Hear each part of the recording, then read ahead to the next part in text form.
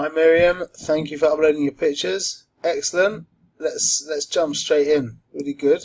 Looking over, just looking as the general overview as I always do. Okay, so we've got these first three pictures.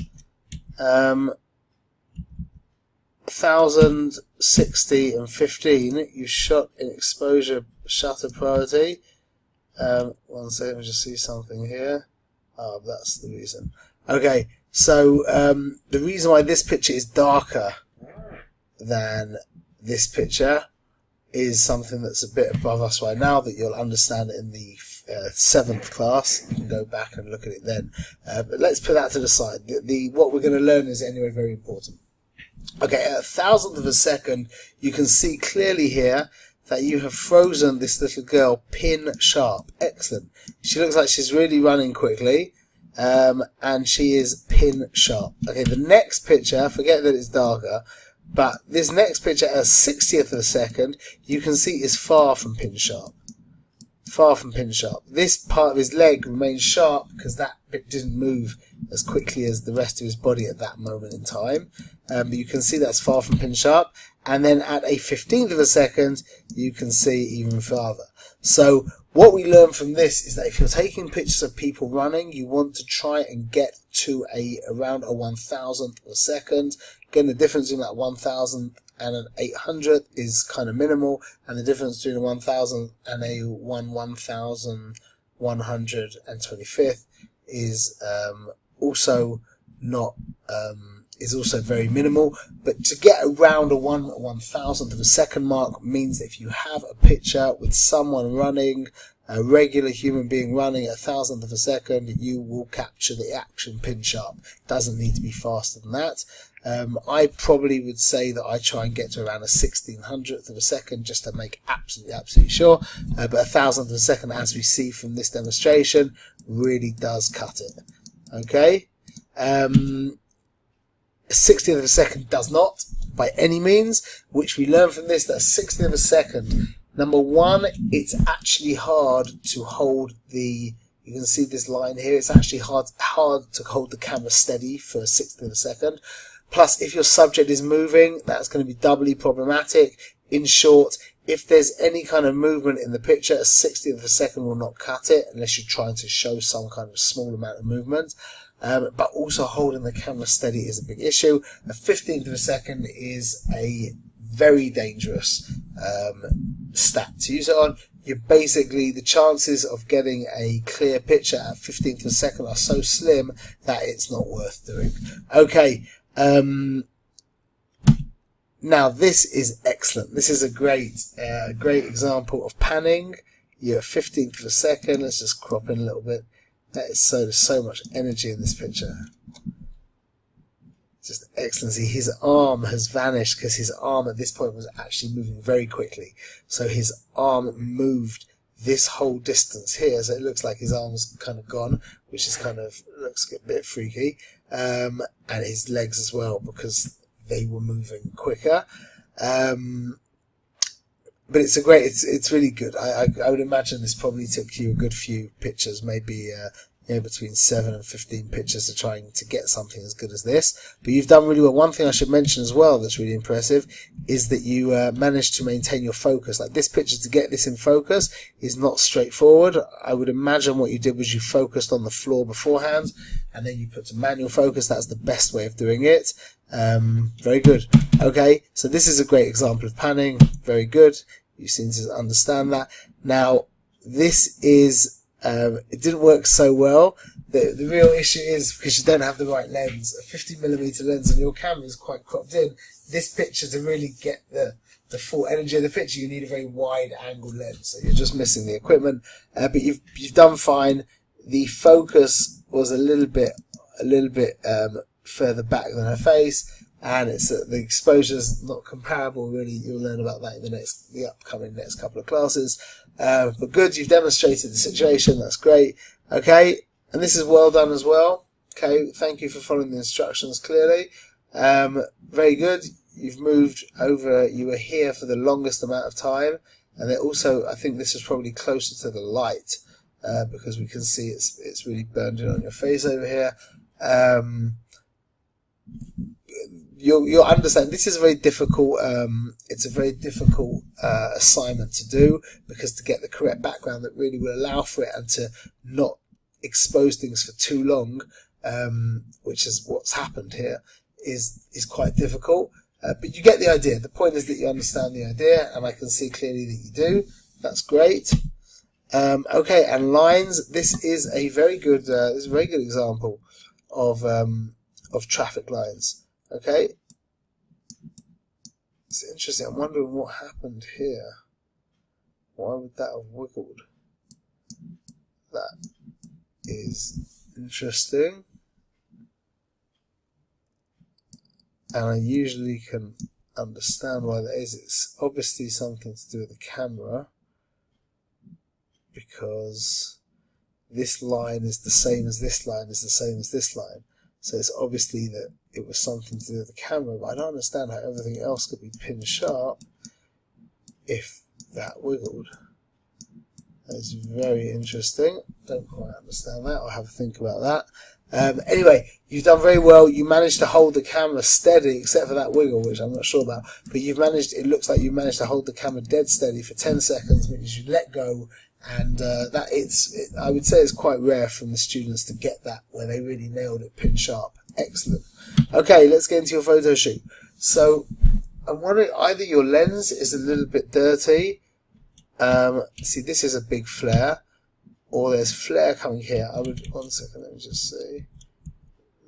So I think it's a little bit of both, to be honest. I think your lens needs to be cleaned.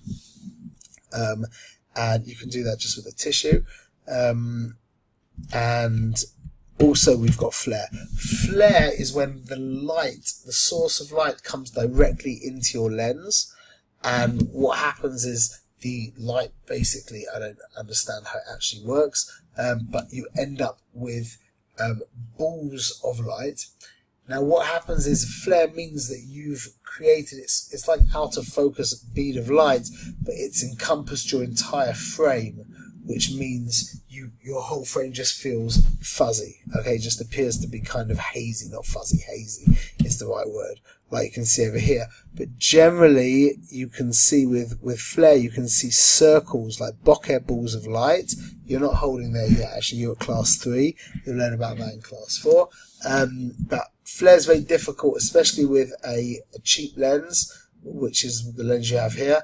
It's very difficult to control that. So the best thing to do is to try and stay away from, or try and block the light from coming into your lens. The truth is, we're nearly always shooting into the light. We're nearly always shooting with our subject's head, back of our subject's head to the light, nearly always, and we're shooting into the sun.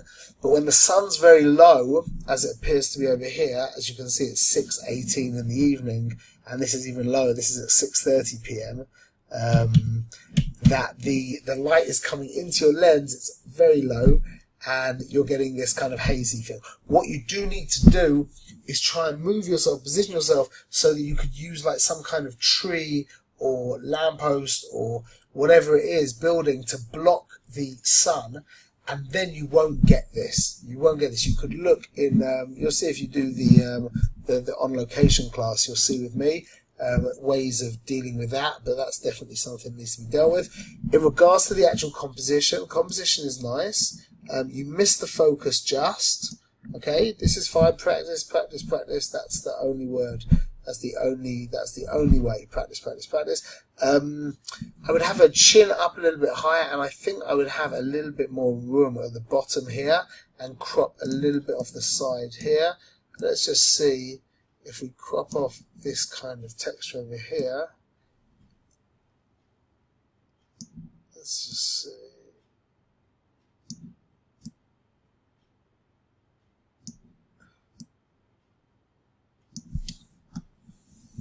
I think that would be, I think I would go with the crop like that. But again, like I said, a picture like this needs pin sharp eyes, pin sharp, and you just missed that. So that's unfortunate. Okay, this is a very cute picture. Don't get me wrong, the girl's very cute. She's very cute here as well. The flare is, I mean, the truth is, nowadays people do this. You know, people pay money to buy filters that do exactly this for the picture.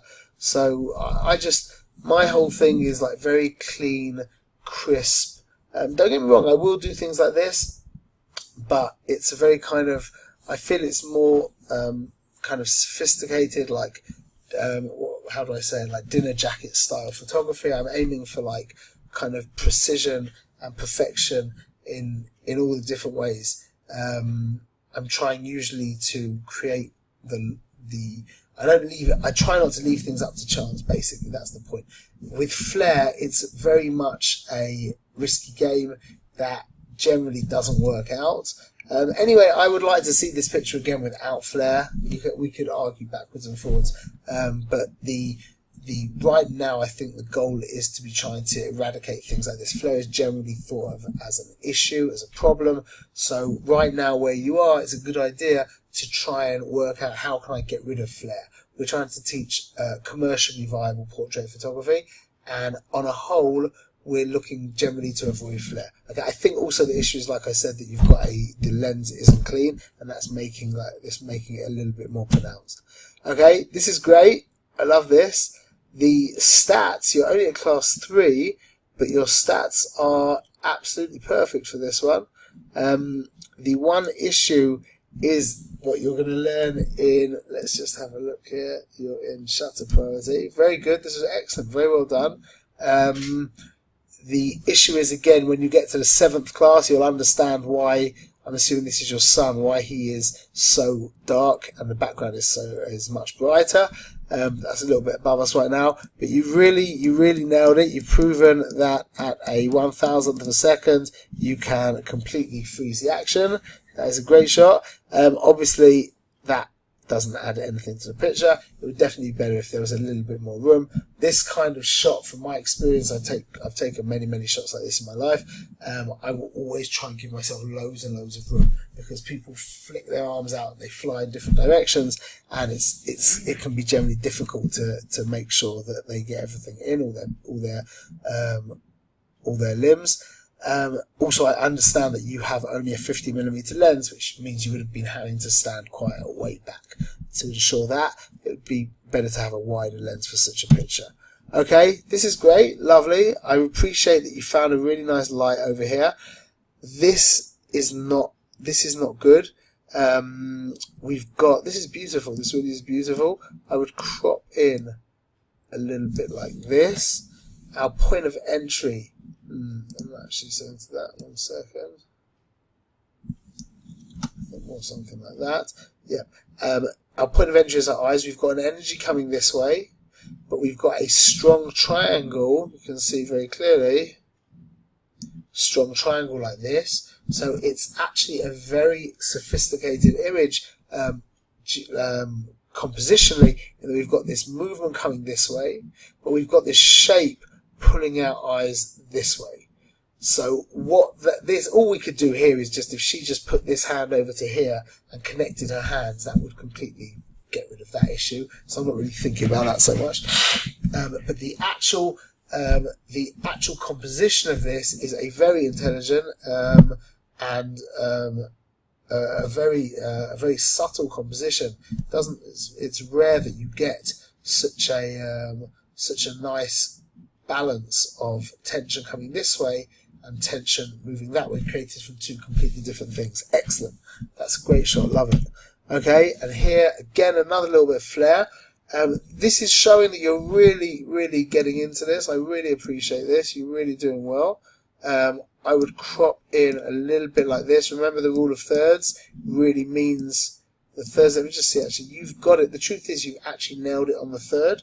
Very good. However, you've left a little bit too much room at the top here. That doesn't go perfectly with our subject. I feel it needs to be a little bit closer cropped. So we'll stay with your third like that. Just get a little bit of room at the top.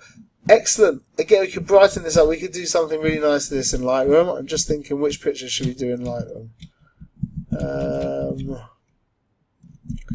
So let's take this picture, because there is a slight haze here. And I'm going to show you, let's just save this. And I'll show you how we can just do a quick little thing in Lightroom that will take this to the next level.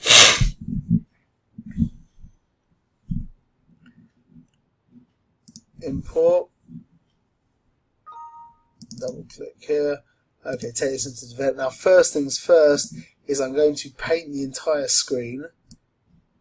I'm going to get rid of all the effects. I'm going to click O so I can see my mask. Do the entire screen like that. You're thinking, why are you doing that?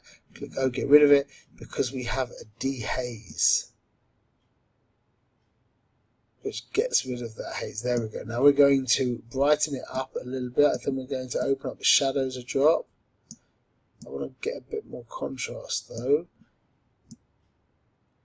And I think we're going to a little bit of exposure. I'm going to brighten her face a little bit more as well. Let's do that now. Just put the exposure up a little bit, not so much. And just paint over her face. That's nice. I think also we'll bring a little bit of exposure back to her hands.